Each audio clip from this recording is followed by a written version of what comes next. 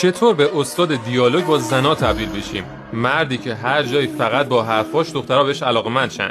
تو این پست میخوام راز پسرای خوش سرزبون رو بگم. بچا مهمترین راز پسرای خوش سرزبون اعتماد به نفس کلامیه. این مدل اعتماد به نفس با اون مفهوم کلی اعتماد به نفس فرق داره. مردی که اعتماد به نفس کلامی داره در صحبت با زنا نترسه. از شوخی کردن و سر به سر دخترها گذاشتن نمیترسه. چون میدونه کجا شوخیاش باعث رنجش اون دختر میشه و کجا نمیشه. به این میگن هوش اجتماعی. وقتی از دختری خوشش میاد بهش ابراز علاقه نمیکنه. اول طوری برخورد میکنه که دختره بهش چراغ سبز بده، بعد با ظرافت به دختر نشون میده اونم بهش نظر داره. دیالوگش اینقدر باحاله که اگه بشنوی به عنوان پسر هم لذت میبری. بریم یه نمونه سادهشو ببینیم. ولی قبلش بهت بگم اگه میخوای این هنر دیالوگ رو یاد بگیری لازمش اینه که جمله‌های مختلف از پسرای مختلف رو ببینی و بشنوی. اینقدر باید دیالوگای مختلف رو دیده باشی که ذهنت با این مدل صحبت آشنایی پیدا کنه. داشتن یه رفیق خوش سرزبون و دیدنش حین صحبت با دخترها خیلی کمک کننده است. اما بریم نمونه رو ببینیم.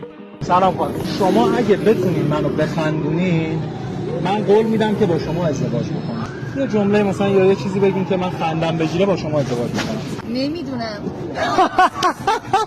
عالی بود واقعا خندم گرفت. بفرمایید برید. من اوکی ام، مشکلی ندارم.